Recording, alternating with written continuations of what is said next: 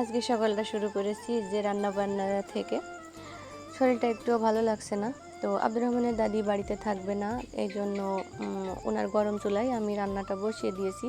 আর আমার শরীরটা বেশি ভালো না, এই জন্য এই ঝড় বৃষ্টি হওয়ার পরে রান্নাঘরগুলো লেপা হয়নি এখনও।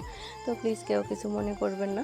আসসালামু আলাইকুম, আমি তানিয়া মহেশপুর থেকে বলছি, কাছে এবং দূরে, দেশ এবং দেশের বাহিরে যে যেখান থেকে ভিডিওটি দেখছেন, আশা করি সবাই ভালো আছেন। আল্লাহর অশেষ রহমতে আমরাও বেশ ভালো আছি, আলহামদুলিল্লাহ। তো চলে আসলাম ছোট্ট একটি ভিডিও নিয়ে। আসলে ভিডিও করার কোনো এনার্জি আমি পাইনি।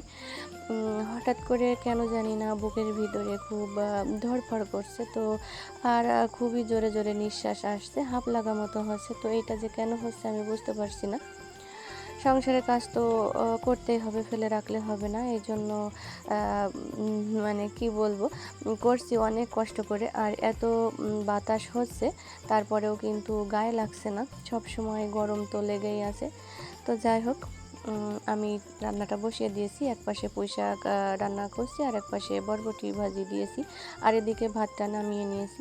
আমার সঙ্গে এখনও যেসব আপু ভাইয়ারা আছেন, প্লিজ আমার চ্যানেলটি সাবস্ক্রাইব করে আমার পাশে থেকে যাবেন। আর ভিডিও শুরু করার প্রথমেই একটা লাইক দিয়ে দিবেন।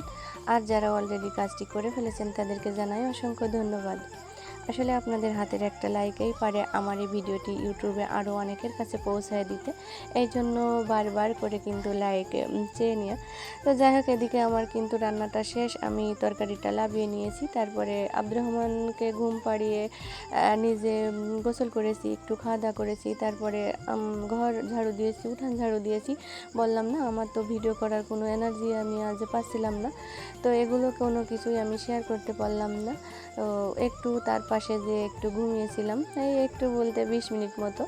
তো তারপরে ও উঠে পড়েছে, আর ওকে খাবার দাবার খাইয়ে তারপরে ওর বাবা এসেছে, ওর বাবাকে খেতে দিয়েছি। আর বিকালে সব কাজকর্ম তো গুছিয়ে নিয়েছি, 4টা ঘর ঝাড়ু দিয়ে গুছিয়ে নিয়েছি, মুছে নিয়েছি। আর এই যে বেডটা পরিষ্কার করা একটু শেয়ার করলাম। আমার ননদ আজকে চলে গিয়েছে, তো ফাঁকা হয়ে গিয়েছে, এই জন্য ঘরটা পরিষ্কার করে রেখে দিয়েছি। যখন তখন কোনো আত্মীয় চলে আসলে আর গুছানো লাগবে না। আর এই যে গুছিয়ে রাখলেও কিন্তু থাকে না, আব্দুর রহমান খাটে উঠে এলোমেলো করে দেয়, বিছনার চাদর নিচে নামিয়ে দেয়। তো যাই হোক, কিছুই করার নেই, এতটুকু তো প্রতিদিন করাই লাগে তার জন্য।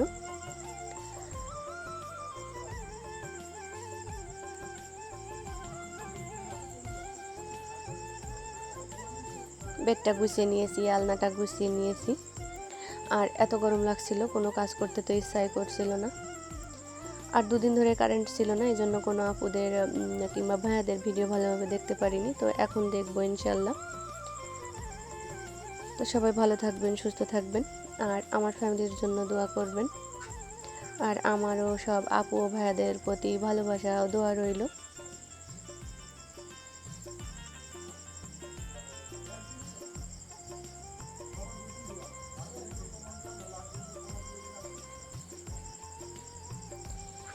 আর এই যে ডাইনিংয়ের পরে প্রতিদিন কতবার যে গুছানো লাগে, আসলে এক হাতে কাজ করা, এক হাতে গুছিয়ে রাখা, সে সংসারটা গুছানো থাকে।